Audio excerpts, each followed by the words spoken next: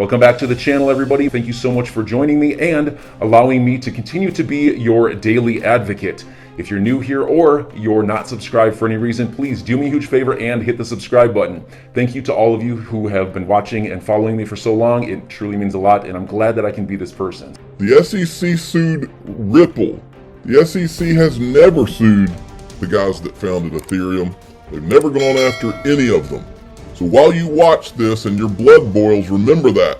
It's important to have investor protection for crypto exchanges, for the lending platforms where people are transacting. The fascinating stuff is this permissionless ecosystem that's developing largely on Ethereum. We have lending borrowing systems, we have money market systems, we have payment systems, we have price stable token systems. Buying and selling crypto tokens, and have appropriate disclosure about the tokens themselves and protect the public from fraud and manipulation.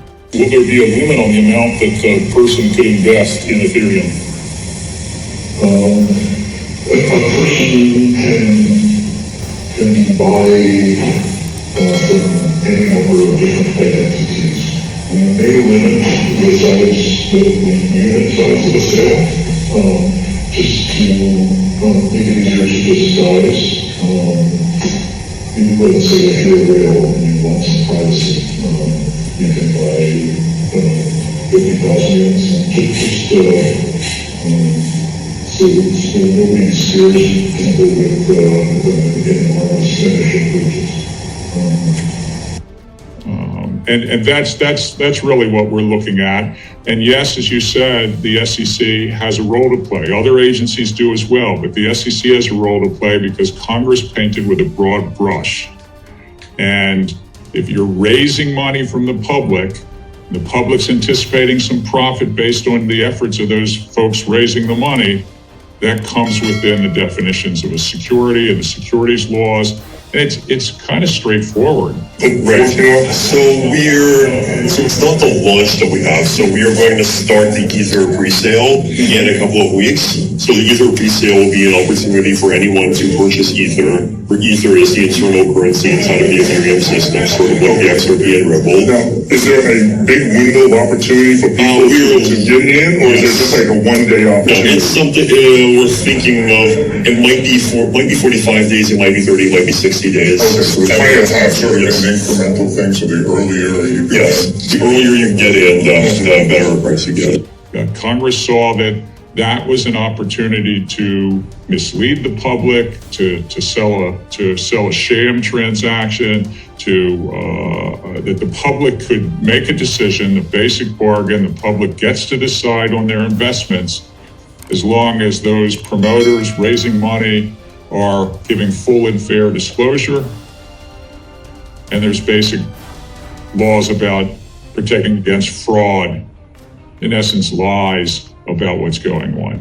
So if you are real, if you want to invest in several million US dollars, then you can do that for multiple entities. How about them apples? Now, this right here is, I made sure I copied in all the right people. I said, this is an SEC gold mine. This case has it all. Where are you, Gary? Hester Pierce, Allison Heron Lee. And so this is the problem, folks. This is the elephant in the room. This is what they can't get around because we have the video of their own arrogant words. We have the facts. We have the timeline. And these facts, according to John Deaton, are not in dispute. All right, moving on, and it doesn't go away unless you give us a level playing field. Then it goes away. That's all we ever wanted, was a fair, free market. But somebody out there didn't want that to happen. All right, Nick Burafado reminds us, I didn't even realize it, don't wait for resolution in the SEC versus Ripple case before you secure all the XRP you want in your portfolio. Once resolution is announced, it may be too late. Well, there's another guy, one of the Rothschilds, that said, buy when there's blood in the water. Well, I don't think there gets to be more blood in the water than when the SEC is suing you.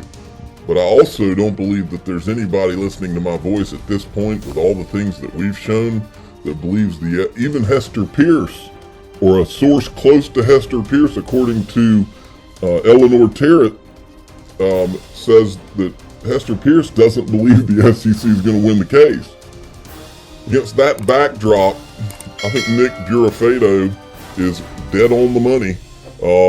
No pun intended. Once resolution is announced, it may be too late. Link2 tweeted this. The digital asset company Ripple is available for investment on our Link2 platform. This is very same Ripple changing the way people and business interact globally. Unicorn, invest in Ripple right here. So you can go to linqto.com. I also have a link in the bottom of the description. These guys are a sponsor and I am a customer. I have bought Ripple shares on the platform myself. Craig DeWitt, remember Craig DeWitt was named vice chairman of the federal faster payment, what's it called? The Faster Payments Task Force. He's with Ripple. The United States CBDC may have the potential to support efficient and low-cost transactions, particularly for cross-border funds, transfers, and payments. That's from the White House executive order. XRP is ahead of the curve again. Then Ashish Burla also weighed in. Today's executive order definitely puts a stake in the ground on crypto like we haven't seen from the U.S. government. After years of cryptos only for money laundering, or crypto doesn't have any real use cases, this is a refreshing read. Beyond the specifics, the main message I take away is that the U.S. sees crypto as an opportunity to remain a technology leader globally. Same as in the 90s bipartisan legislation that paved the way for the internet. One point that stands out is the acknowledgement that many in the U.S. and elsewhere are underserved by the current financial system, that crypto will play a role in changing it by democratizing access to finance using crypto accompanied technologies. With clear regulatory guidance, we can continue to innovate and solve issues outlined in the executive order, financial inclusion and equitable access, as well as discover new use cases that have yet to be realized. All right. Then, now this is cool. Thinking Crypto. Go give him a follow right here at Thinking Crypto 1, and go to his YouTube channel. It's Thinking Crypto on YouTube. Give him a subscribe. He earned his stripes on this interview. I've seen several of these things posted. Here's the first one. This is Joseph Grunfest. Let me give you a little history before I play this video. What we know just from different things we've uncovered. We know that Joseph Grunfest was an advisor to Ethereum and to Ripple, current advisor to Ripple, I believe. We know that Joseph Grunfest advised Jay Clayton, do not file the lawsuit against Ripple. He said, don't file it because it'll hurt all these investors. He gave several reasons, but this is a guy who told Jay Clayton not to do it, and Jay Clayton did it anyway. And there's a lot of questions as to why he did it. Okay, but this is Joseph Grunfest talking to Thinking Crypto about this Ripple case and about what's going on with the SEC. And they're also being represented by attorney John Deaton. What are your thoughts on what's happening? And we see this in other aspects as well with AMC and meme stocks, as they would call it. What are your thoughts on this? My thoughts are, look, if people have a legitimate gripe, they've got the right to petition the government. All right, if they can put together the equivalent of, a group or a class or a trade association that wants to express their views as part of the litigation, bring it on. Absolutely. Well, something he mentioned there I want to make sure I comment on. There are crypto trade associations that have been formed. One of them is the Blockchain Association that puts themselves out as a crypto trade organization. One of them is Coin Center. One of them is the Digital Chamber of Commerce.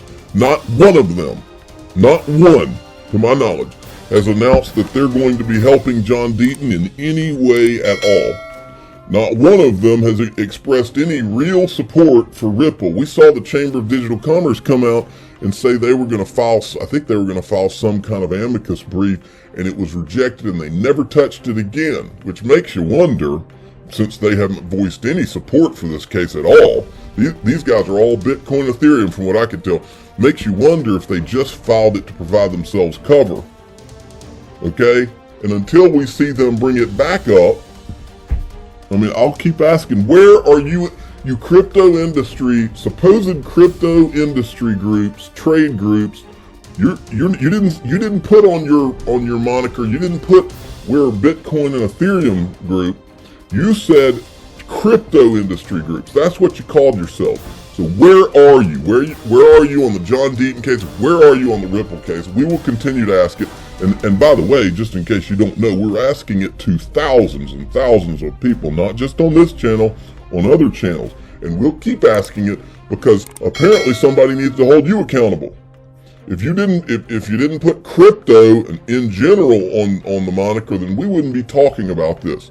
But as long as you guys continue to act like you're this pro-crypto industry and don't go ahead and say, well, actually, we're just for Bitcoin and Ethereum, then we're going to keep talking about it.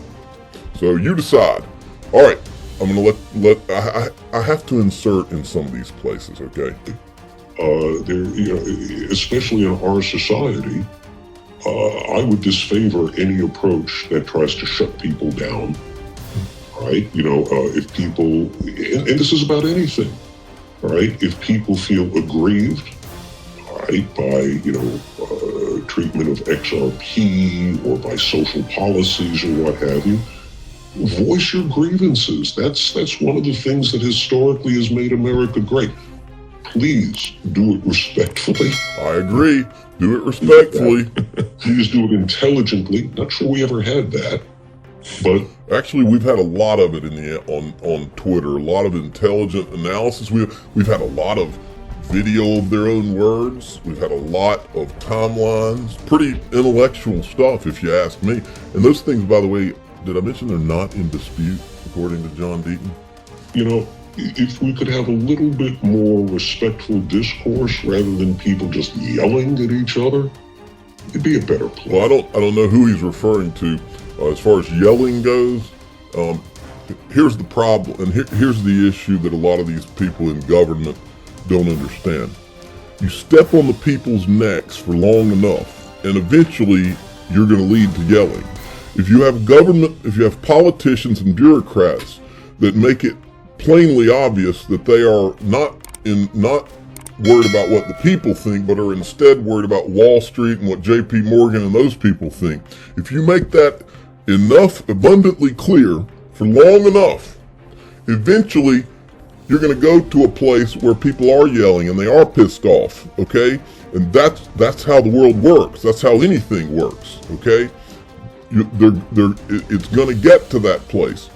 You go out, if you're Gary Gensler, and you go out and talk about investor protection and all this for long enough, while you completely ignore 65,000 people who are the same investors you claim to protect, you don't even answer them. Yeah, sorry, Joseph, it leads to a place where people start getting pissed off and they start yelling a little bit, just like this. That is life. And to try to, and I'm not saying he's doing this, but a lot of these arrogant, attorneys and politicians, these DC types, I've seen them.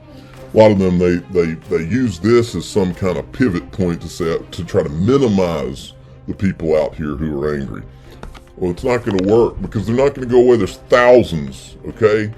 Thousands of the people that are rightfully so pissed. All right, enough on that. Moving along. And again, Joseph Grunfest is one of the good guys. I'm not trying to take anything out on him here. I'm just making a point. If the SEC wins, then we've got a crazy regime where we're going to try to fit, square pegs into round holes. That's not good for the peg, it's not good for the hole, and it's not good for the person trying to make an unnatural act happen. And if XRP wins, then arguably one of the very few cops we have on the beat winds up being weakened in a way that ideally you don't have them weakened. So, from a social perspective, you can say, look, no matter how this turns out, we're going to be losers. Right. And speaking of losers, you can thank Jay Clayton for all of this, and CNBC thought it was fit not to just not ask him about this or put a microphone in his face till he answers all the questions as to why he put everybody in this position. They hired him as a contributor. I mean, so I'm going to show you this last one, and then we'll show you how fitting is it for Jay Clayton to be on CNBC this morning, commenting on the executive order, just nauseating. But John Deaton commented on this clip. Notice how Professor Grunfest says the lawsuit against XRP.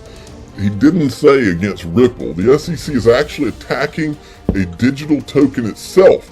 It's insane, and some people and organizations remain silent. History will not be kind, as silence equals complicity. He's talking. I'm not going to put words in John Deaton's mouth, but I think Blockchain Association, Chamber of Digital Commerce, Coin Center, where are you? Where's your help? Why aren't you helping John Deaton? Now listen to this. My question is judgment. Right? And judgment is different than impropriety. And, it's hardly a secret. I had questions about the judgment involved in bringing the lawsuit against XRP. I had questions about the timing. I had questions about the implications. I had questions about policy. Is this a matter that's really best addressed from a social perspective by bringing a lawsuit, or is it better addressed by saying, let's look at our regulations? So enjoy your day, everybody. I'm always here for you. Leave any comments or questions below, and be sure to subscribe. But thanks, everybody. I really appreciate you. Enjoy your day, and I always have your back. So thanks so much, everybody.